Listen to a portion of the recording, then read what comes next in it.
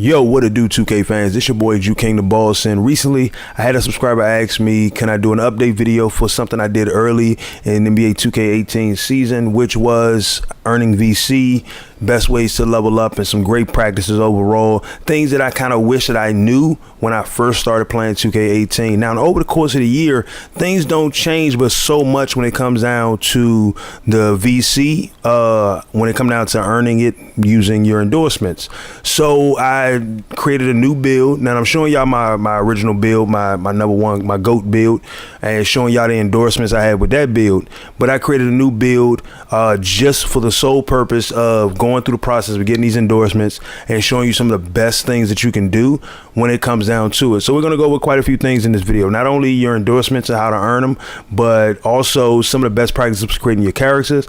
And the thing about it is that whether you're playing 2K18 or you'll be playing 2K19 when it comes out, these tips are going to help you create the best player that you can and enjoy playing the game that you want to enjoy playing. So let's dive into it. All right, so now before you can start your My Career, whether you're playing 2K18 or 2K19, you have to first decide which team you're going to, which build you want to choose. Now, when it comes down to it, if 2K19 has the same process of selecting which team you go to, I'd be a little upset. But at the end of the day, I'll still just select whichever team I want to go to based on the build that I select.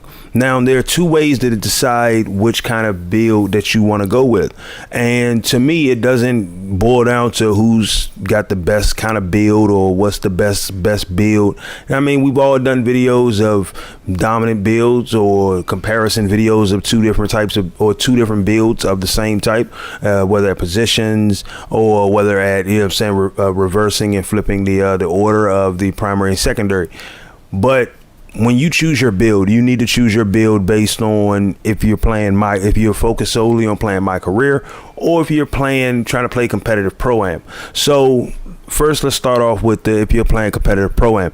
If you decide you want to play competitive Pro-Am, one of the first things you need to do is you need to discuss with your team what kind of builds they're creating, what kind of positions they're playing, because if you don't, you'll essentially all might have the same build in mind or the same position in mind, and so you'll have 3 or 4 players on your team with the same position, and that doesn't give you complete leg up against the competition. It could help you if you end up playing against 5 big dudes who are just extremely slow, but it could hurt you more than it can help you, and you would have to recreate your build.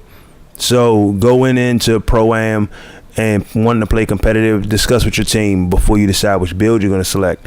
Now, if you're playing My Career for the single player experience, maybe to even get in a little park action or anything like that, pick the build that you feel you're going to have the most fun with. Do not pick a build because someone tells you that this build is the build you need to have. Pick a build because you would enjoy playing with these 2 archetypes combined together. You would enjoy being a slasher who got some great defense. You would enjoy being a playmaker who can also create his own shot. These are the things that you want to choose based on the way you play. Now, some quick tips in My Career in general. First of all, Hall of Fame isn't for everyone. Play around with the difficulty settings until you find something that you're comfortable with. Play your man, not your role. Not your position, which means that if you're playing a man who likes to go against screens, so you playing Steph Curry, expect a lot of screens. Know your role, which means that if you are a primary defensive archetype, be the primary defensive archetype that you're supposed to be, and set your own goals, whether it be game, season, or career. That's the way that you're going to have fun, by setting your own accolades for you to go for. All right, now, when it comes down to spending VC, let me just show y'all something real quick. It's very simple. You need to look at your fan count, because that's going to kind of determine everything else that we talk about in this video. Now, when it comes down to spending VC, the first thing you want to do when you first start out especially is buy every level at least once, because you'll have enough VC at the beginning. All the levels start off at just costing 100, so you can buy every last one of them and have a little bit left over to maybe buy another 1 or another 2 of maybe a key attribute, something that you really want to add to. And so make sure that you're doing that.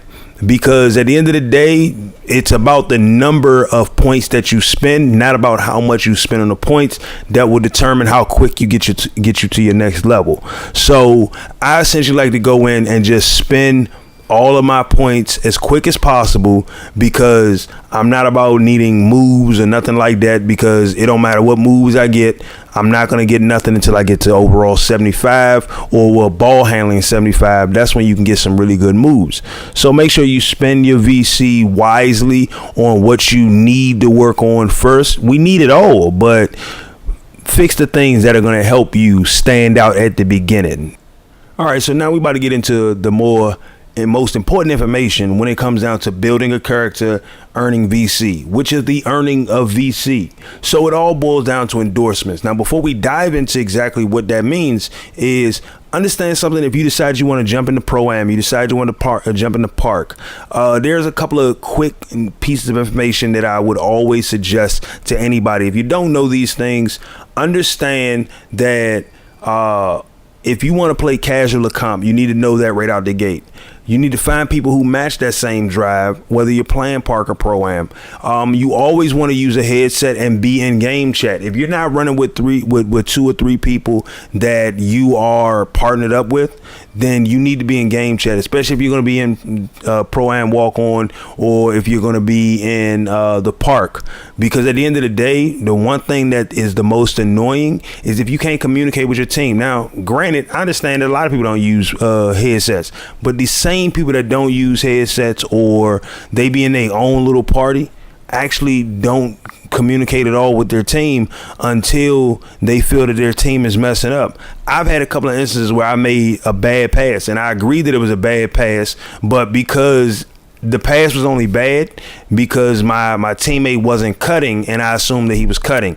We didn't have communication there, and I always thought that you could play Park without ever communicating, but until I've played a couple of games with you, I don't know exactly what kind of player you are. Some people like to cut a lot, some people don't like to cut at all. Some people like to wait for the ball to come to them and then do whatever the hell they want to. So at the end of the day, those things are some important pieces of information moving forward in 2K. Like, if you're going to play, understand which way you're playing, whether you're playing casual, whether you're playing competitive, and also understand that your teammates need to be able to rely on you in the way that you want them to be able to rely on you. You want to be looked at as a scorer, cool, but you got to show your team that just like you can score, you can do everything you can to help the team win on the other side of the ball.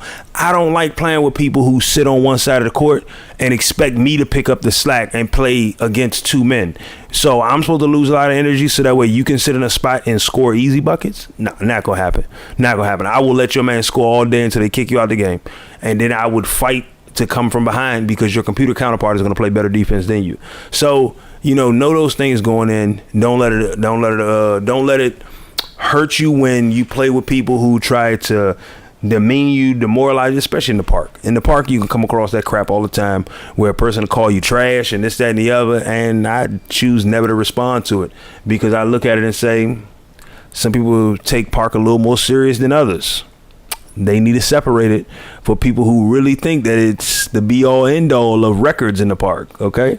Now we're talking about earning VC. I know I rambled, but let's get into it. So real quick, as you saw throughout this entire video, I've been showing you exactly the conversations that I'm having with Brian, my agent, and I've been showing y'all the increases I've had in my fan count. So that's one of the key points when it comes down to earning your worth in endorsements, because your biggest VC is going to come from endorsements, not your contract, but your endorsements. Now, your contract is going to earn you a nice salary a game, but what you want to be doing is you want to get your fan count up to 1 million at minimum before you accept any deal. The only place where that is different is your shoe deal.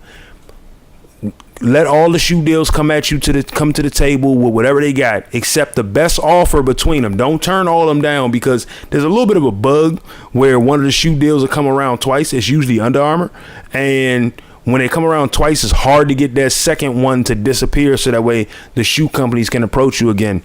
But if you just spend your time working on your brand, working on getting your fan count up, it's like reality. The people who get their fan count up and get more people's eyes on their brand, on who they are, get more people's eyes following them, wanting to know what they're doing, the more these companies are going to come at you with VC. And so there were deals that I would turn down early on. And when I finally accepted, it was because, okay, I turned them down and negotiated. Once they didn't want to meet my negotiations, I wanted more money. I wanted more incentives. They didn't want to meet those. So I said, okay, we'll decline the deal. And after a while, a few games will pass by and they'll come back to the table. They come back to the table because you got more fans now, and they realize that you are a marketable individual, and that's the way you got to do it. Instead of accepting what they give you at the beginning, because that's exactly how 2K set it up. They pay you so little in 2K, and you need so much to get your fan count up.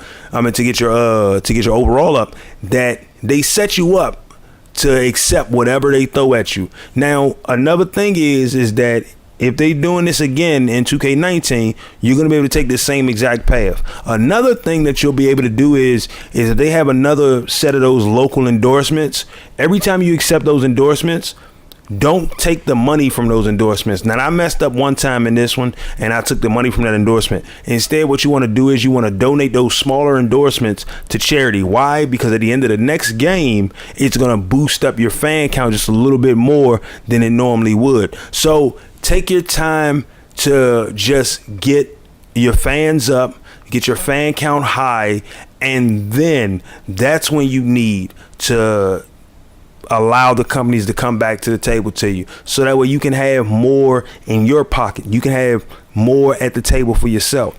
Now, I could have just done this in this one little simple format, but I wanted to make sure I covered everything about my career, from creating players to earning VC to spending VC. I've noticed that a lot of people have been going back and looking at my different builds, two-way shot creator versus shot creating the lockdown defender, looking at my different playmaker builds. And so one of my subscribers, like I said, asked me if I could do a follow-up video on earning VC and building your character from scratch, mainly because of all the patches. Now, even with all the patches, there's certain things that still haven't changed, and earning VC is one of those things. Like I said, take your time, be a little more patient, especially going into 2K19. Now, for 2K18, you might want to rush it, but you got until usually the end of next year, because that's when they cut the servers off for each drink. They usually cut them off for a year and a half after the new game come out.